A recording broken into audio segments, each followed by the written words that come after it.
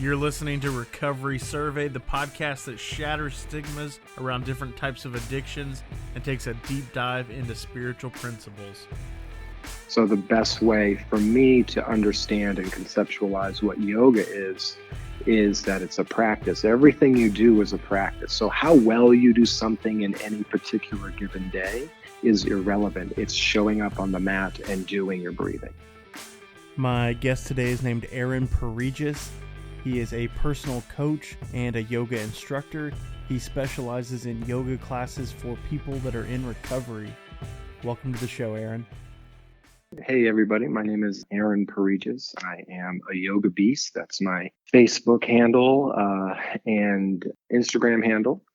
I am in recovery for alcoholism. I am sober since 2013, so it's just over 7.5 years.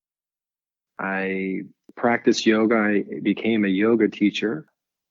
I started practicing yoga about 4 or 5 years ago.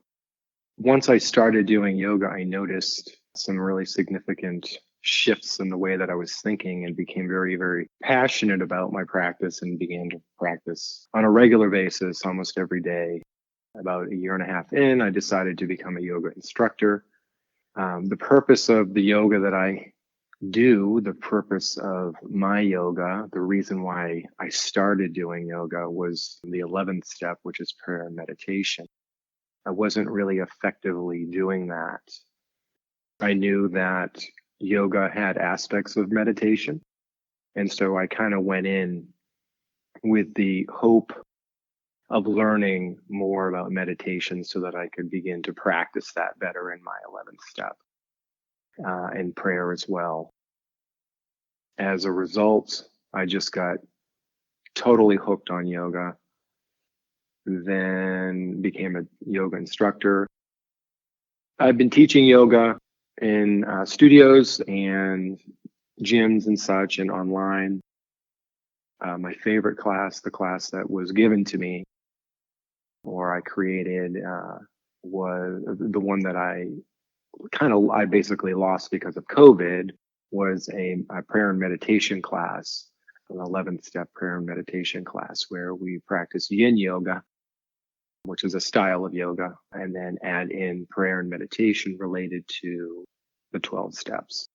So basically meditate on little aspects here and there of the 12 steps, which is in and of itself yoga. So the meditation and the focusing the mind on that. So I recently have learned a lot about doing yoga online, tried working on upping my game in terms of the quality, creating videos, doing online yoga, and trying to provide yoga at a very, very low cost to individuals who are in recovery, or maybe they're coming out of recovery, institution of some sort where they have had exposure to yoga and would like to continue and grow their yoga practice. I don't believe that I am the yoga teacher for everyone, but I definitely believe that I can help individuals who want to grow a yoga practice to kind of seek one out wherever they are, where they can use me as someone to talk to about what to do next, who to go to. So I really consider myself a resource for anybody in the country who is interested in pursuing yoga on their own as a way and a means to improve the quality of their recovery. So I guess that's kind of my story in terms of my journey in yoga. I've never done yoga before. I'm kind of familiar with the idea of what yoga is. I've seen it on TV.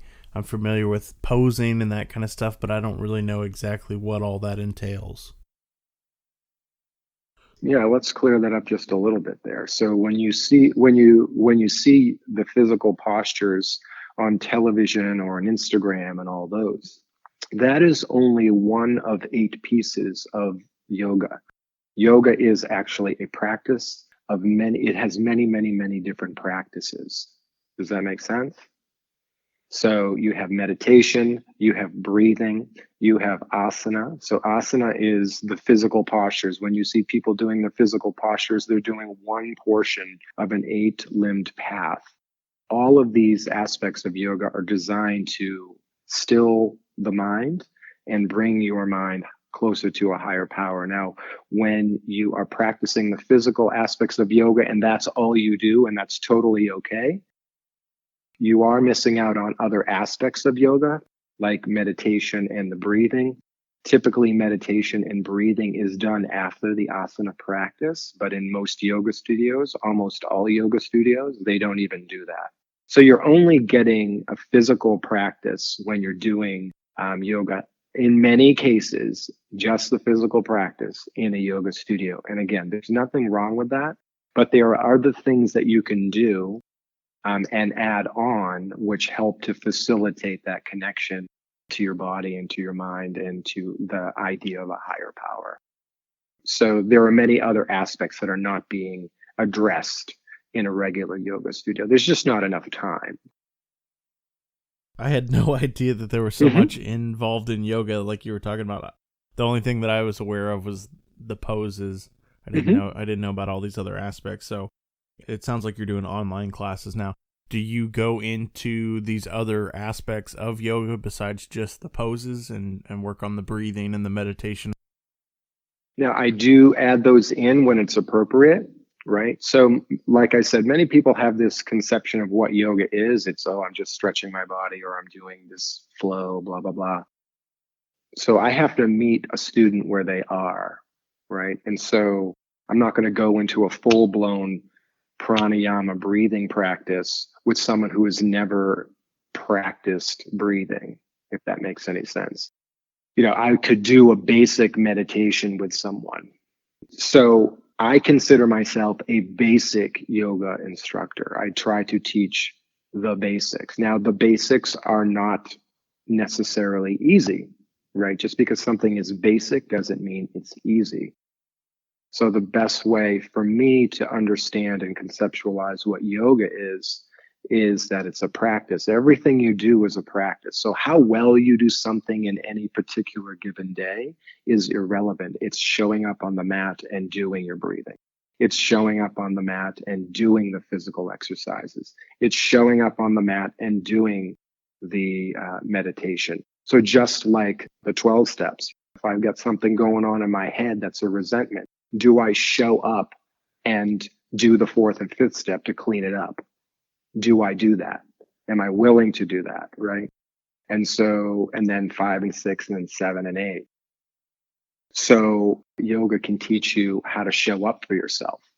I like to say that the 12 steps or any faith whose goal is for you to place your mind on your higher power. So Christianity has a very specific higher power. Hinduism has a very specific higher power. Islam has a very specific higher power.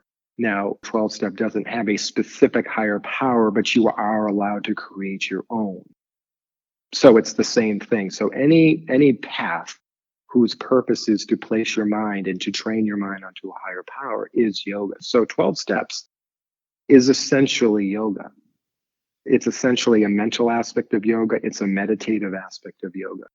And so because you have those aspects of the 12 steps, which are essentially yoga, they're just different practices. You can add in the yogic practices of breathing. You can add in the yogic practice of asana or the postures. So they all lead you into the same direction. So you're adding in additional things that you might want to add in to help facilitate that, your recovery. And your recovery is dependent on, in terms of the 12 steps, on your higher power, and making that regular connection to a higher power. Let me give you an example. Like in the big book, so right at the end of the interaction in terms of prayer and meditation, we constantly remind ourselves that that we are no longer running the show, and then humbly saying to ourselves many times each day, thy will be done. So that is actually a yogic practice. So have you ever seen somebody with prayer beads? Many different religions or faiths have prayer beads. Christian, Hindu, Muslim, Yogi, Buddhist, they all have prayer beads. So that's a commonality that runs throughout spiritual practices. Do you see that? Now, we don't have that in 12 steps. We don't say, well, you have to go get these beads and pray. But we are told that we constantly remind ourselves we're no longer running the show, humbly saying to ourselves many times each day. So when I'm doing a prayer, like when I'm doing prayer beads in yoga, they're called mala beads, I'm repeating a mantra over and over and over. Now, the mantra is a prayer. It has a specific meaning. And so I'm basically saying that meaning over and over and over inside. But what that does over time is it trains me to pray constantly. So right here in the big book, it says essentially that I am constantly reminding myself I am no longer running the show, saying to ourselves many times each day, thy will be done. Thy will be done could be literally the mantra that I use when I'm using like a prayer bead. Okay, so what I'm actually doing, because yoga is really more scientific than it is, there's a scientific aspect to spirituality, meaning that if I do this, I get this. There's a cause and effect. If I use my prayer beads, now I can say anything with my prayer beads. It does not matter. Remember, I'm a 12-stepper, so I get to make it up.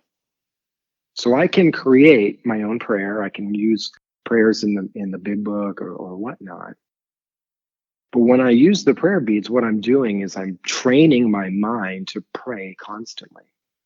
Now, does that mean that I walk through the day praying all day long? Not necessarily, because my mind fluctuates. My mind, sometimes, you've been there, the bondage of self. You ever been locked down like that? Your mind is locked down in the bondage of self. Absolutely.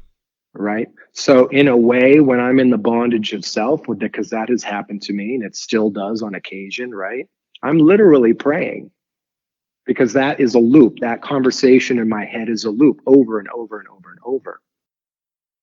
Right? And that's actually what I have to turn over to my higher power. Typically, that loop is something that I need to deal with in terms of the 4th and 5th step, 6, 7, 8, 9, right? Because it's something triggered me into that loop.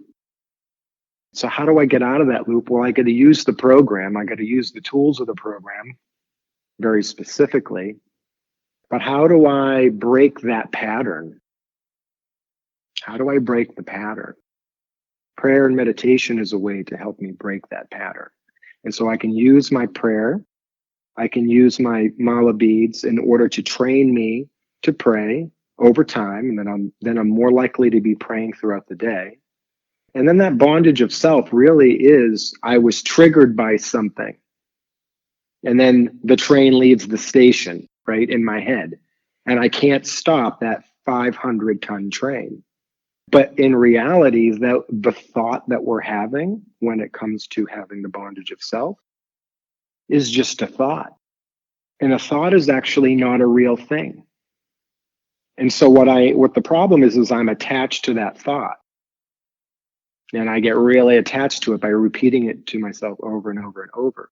When I realize and come to understand that it's simply a thought, that doesn't mean it doesn't affect me. That doesn't mean I don't get triggered. It just means I can interrupt it a little bit sooner. All right. So when you get in the bondage of self, the goal is to become aware that I'm there and then begin to shift using the program. How do I get myself to become aware that I'm in the bondage of self? Because I could be in the bondage of self and I'm like, here we go. I'm in there. I know it's happening, but I can't stop it. At least I'm aware of it. So then I have to become willing to pick up the tools and to use them and to move out of the bondage of self. But it's about awareness. That prayer, using prayer helps us build that awareness so that hopefully I can interrupt, and then maybe I don't get in the bondage of self for 6 months. Maybe it's only 3 months this time, or maybe it's only a week this time, or maybe it's only a day. Not because it's not happening, but because my level of awareness is high enough and developed enough in order for me to grasp onto the program as quickly as possible. Now, the reason why I'm in the bondage of self for 6 months is because I'm refusing to use the program. But if I can recognize that I'm there and then start just start, and maybe that the first thing I do is just to start to pray, and then I call my sponsor, and then I start the fourth step, and then the fifth step. Because it inevitably, whenever I do the program, I get out of the bondage of self. How long it takes me to get there is, for me, in my understanding, a level of awareness. Am I aware that I'm there? Am I aware that my mind is locked in on this obsessive thought? So prayer, meditation, doing the physical practice of yoga, becoming aware of my physical body, becoming aware of the feelings and the sensations, not emotional feelings, but the physical feelings in my body when I'm stretching it. That's my mind being placed on the body, and the body is in the present moment, or my mind being placed on the breath is in the present moment. So when I can train my mind over time, using the body and using the breath to get my mind back to the present moment, if I can get my mind there, then I have a chance to catch when I'm in the bondage of self, if that makes sense. So that's kind of the process of yoga, like very basic process. We haven't even crossed the bridge of like how you make connection with your higher power, which is really just through prayer and meditation, but you just have to be disciplined about it. Here's another aspect of yoga. Anything you're doing in terms of physical, like if you play basketball, if you run, if you bike, if you lift weights, all of those are also yoga. They can be yoga, right? And so you can practice a physical yoga practice, like in a yoga studio with a yoga teacher, and learn how to breathe, learn how to focus on the breath, learn how to focus on the body, and then simply take that to your preferred physical exercise, right? So once you learn how to do that, then you can take it to your physical exercise, and then that becomes your yoga. There's no need to go and be on the mat all the time. I just prefer the physical yoga, like the physical aspect of yoga, because I don't run, and you're never going to see me run. I'm never going to run. It's just not my thing, right? I'm just not, but I like the physical. It's a very balanced practice, the physical aspect of yoga. It stretches the body in a very balanced way. It strengthens the body in a very balanced way. But if you have a preference of going to the gym, that's fine, but learn how to connect to your breath. Learn how to connect to your body when you're doing that, and you're doing yoga. Any spiritual practice is yoga. Any physical practice is a part of yoga. It just matters what you're doing in your mind. So the purpose of yoga, the purpose of it, is to still the fluctuations of the mind. So that when you still the fluctuations of the mind, you can then connect with your deeper self, your truer self, your higher power, all of that. All of that is the purpose of yoga. And again, you don't really learn that. To a certain extent, you might get a little bit of exposure, but all you got to do is learn how to connect to your body with your mind, your breath, and your body. And then you practice the 12 steps, and that's a perfect yoga practice. It's a comprehensive yoga practice. And you've given me a lot to think about, for sure. And it's a practice. It takes a while. Now, when I first started yoga and I felt a connection, immediately I immediately recognized that something was going on in my mind. Something was shifting, because that's what we're trying to do, is trying to make some shifts in our head, or at least that's my interpretation of it. And the reason why I could perceive that shift is because I trained myself in other things. Like I've done a lot of like Tony Robbins work. What he's doing is yoga, essentially. So I become aware of my thinking way before I started doing yoga. I become aware of, like when I was able to let go of something, when it comes to 12 steps, like fourth and fifth step, if we had bondage of self and had to do a fourth or fifth step on a specific item, and then 6, 7, 8, 9, if those are relevant, and then letting go, I could literally feel, and I would know, I'd be like, holy crap, wow, this stuff works. I'm like, literally, my body is letting go. My mind is completely let go of this obsessive thought. And so I was aware that the yoga was actually facilitating this. Does that make sense? But that's because I had done a whole bunch of other work in other areas. You know what I mean? So I kind of understood, okay, that's what they mean. Boom. That's why I dove right into the physical aspect of yoga. And then in terms of the spiritual, I had to go to certain teachers. But just because you get on a mat, you just got to keep showing up. Keep showing up. And then using the 12 steps, like there's something called an intention that we use in yoga. So you might come to your mat and you have an intention, and then you work with that intention throughout the class, whatever that means for you. I remember very specifically using let go and let God. I had something going on in my mind, and I used something from the program, let go, let God. And I was able, for some reason, to let go physically.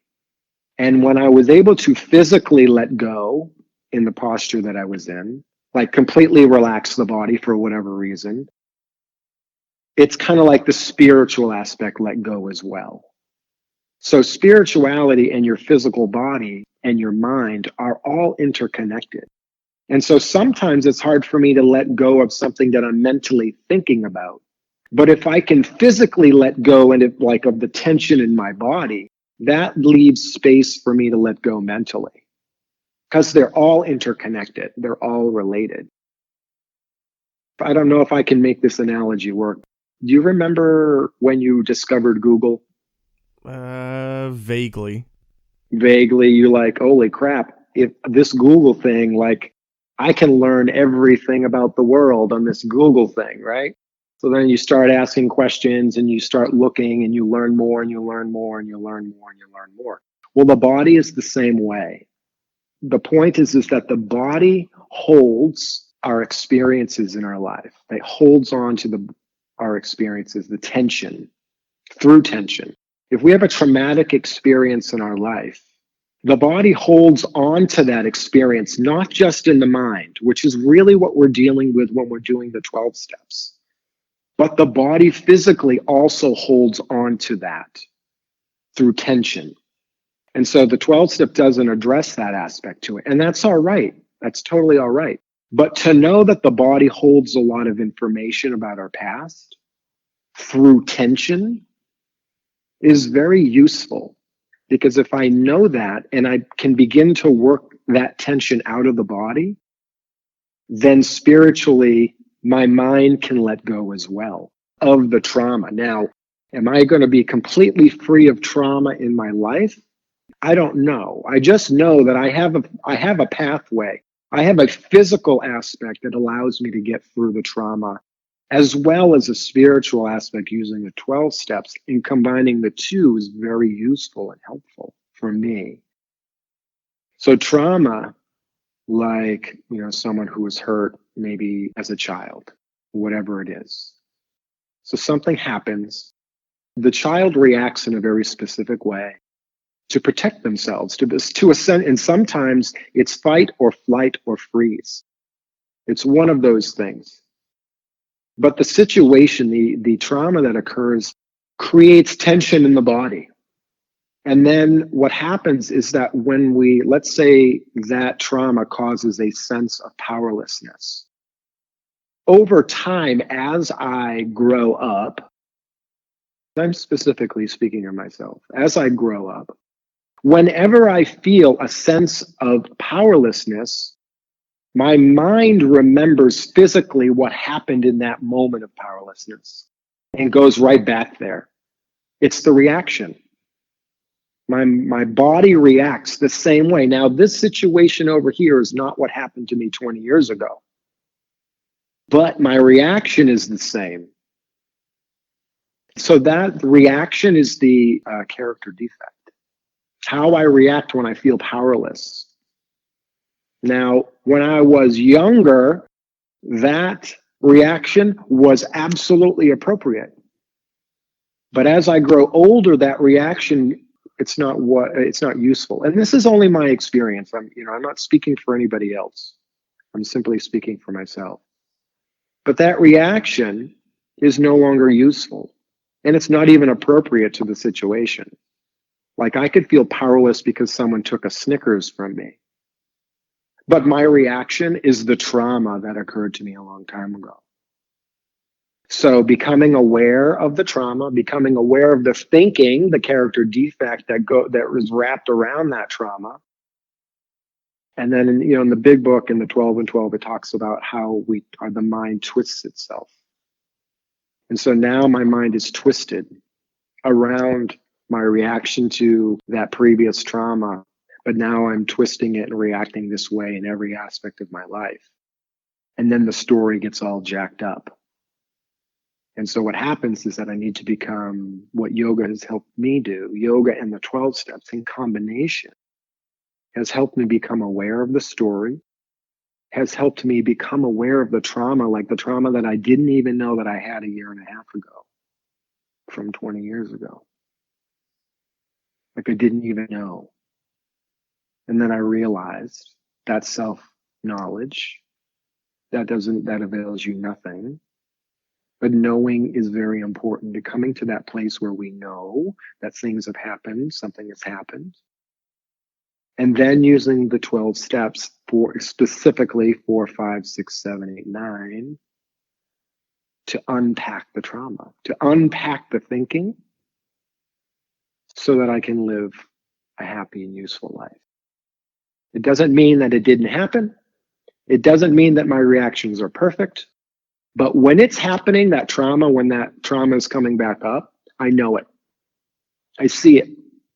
Does that make sense? I'm completely aware. Oh shit, here we go again. Right? And that's what I say to myself. Here I go again. And I'm not judging myself. I'm simply noticing. I'm acknowledging that this is happening. I know where it comes from. Now the key is to find out what happened in my immediate circumstances that maybe triggered this. And then I can begin to unpack from there using the fourth and fifth step, and then recognizing the character defect. Really, that the reaction to life is, for me, the reaction is the character defect. So sometimes I'm seeing the character defect, got to step back to 4 and 5, and then make my way through from there. But like I said, this has all become much more available to me through the practice of yoga, because I'm aware with my mind of my body, how it feels. And so when that trauma comes up, does my body feel a certain way? Yes. So now I have something else to recognize. When yoga has helped me become aware of my thoughts. When the trauma comes up, does my mind think of certain things? Absolutely. And so now I can see those things. But it's the practice of yoga, the physical practice, the breathing practice, the meditation practice, which all turn the mind within, which is where I'm supposed to be looking. Spirituality is about looking inside and then doing a whole bunch of work on that. And that's a lifetime of work. Instead of looking at you and judging you and saying you should be this way, you should think this way, and if you don't change the way you are, then I'm not going to be happy. That is the ego. That's my mind and its attention focused outward. Spirituality, whether it is connected to a higher power or not, and it does not actually have to be, you can use things like Stoic philosophy, totally legit, is to turn the mind inward and focus your attention there, both physically, mentally, and spiritually. How am I feeling? What am I thinking? What am I thinking? Questioning that thinking, not judging it, not saying you're a bad person for thinking that. That's a practice of yoga, of non-harming. I'm not supposed to harm myself here. I'm supposed to do this with an open mind, just like it says in the big book. Do it with an open mind, but I am definitely thinking about my thinking. I'm definitely thinking about my feelings. I'm definitely thinking about what's going on inside. That's where all the work is, in the mind. And the body is a way to get there using physical aspects of yoga. Would you mind telling us a little bit more about your class and maybe let the listeners know how they can get in contact with you? Sure. Just briefly, I am doing a yoga class every Friday night at 7 p.m. Eastern Standard Time. It is a $5 yin yoga class where it's basically a reintroduction of the class that I used to do live. So there's, some bumps and hiccups going on. I'm just trying to figure it out exactly how it works, where I'm doing it. Right now, I'm just doing it on the back porch. But essentially, the style of yoga that I'm doing is called yin yoga. Yin yoga is I would say it's a very passive style of yoga in terms of, we're not standing and balancing on one leg and moving from posture to posture. That's not what yin yoga is. Yin yoga is a deep stretching style of yoga where we are stretching the body, holding postures for extended amounts of time, 4 to 5 minutes. It is a very impactful for the body. This is the reason why I've chosen this style of yoga, is because it literally will help to improve your physical health, but at a very different level. And when I say it's a different level, we're literally talking about the muscle and bone connection. It stretches that aspect of the body. And so when most people go to the gym and they think of, I want to get bigger, I want to get stronger, I want to lose weight, I want a six-pack, blah, blah, blah. That's totally cool. That is absolutely cool. But that's only one aspect of the body. That's the physical exterior aspect, building muscle. But what we're doing here is we're actually stretching the connection of the muscle to the bone. And there's two benefits to that. One, it's physically very good for the body. You basically strengthen those connections. But if you're prone to running and doing all these other exercises, what yoga can do to help facilitate your spiritual path is to change the way you think about your body. So I've chosen yin yoga because we're approaching the body from a very different standpoint, very different way of approaching the body and stretching the body, which will help you just make a little bit of a shift. And that's all we're going for. We're going for a little bit of shift. I understand my body differently. Well, guess what? When you get that, I understand my body a little differently, so much can open up for you.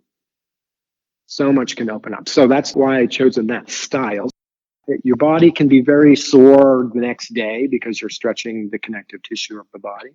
But it's also very conducive to doing some meditation, meaning that I'll do some readings from the big book.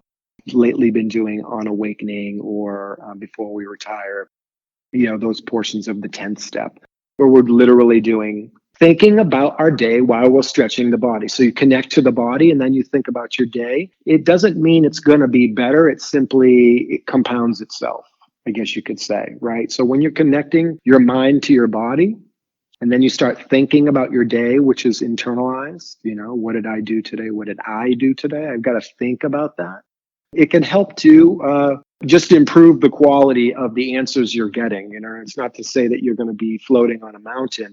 It's about improving the quality of the steps or whatever the meditation may be. I've done a serenity prayer and things like that as well. So anybody who'd love to join, you can just check me out on Instagram.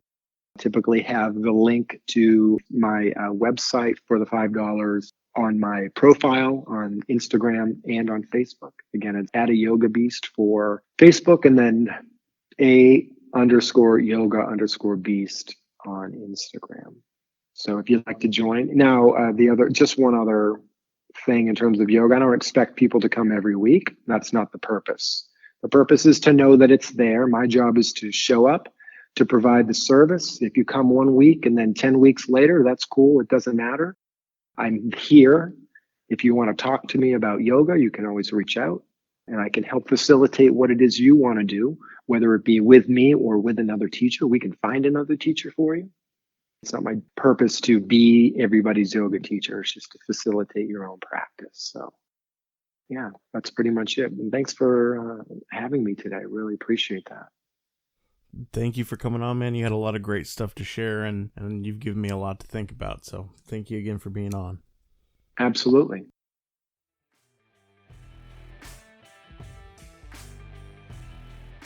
Aaron, thank you so much for being on the show and explaining to the listeners and to me what it is that you do and how yoga can benefit our recovery. If you would like to get in contact with Aaron, his information will be in the show notes. You've been listening to Recovery Survey. If you got anything out of today's episode, I'd ask you to please leave us a 5-star review and share this episode with a friend. If you'd like to get in contact with us, you can find us at recoverysurvey.com.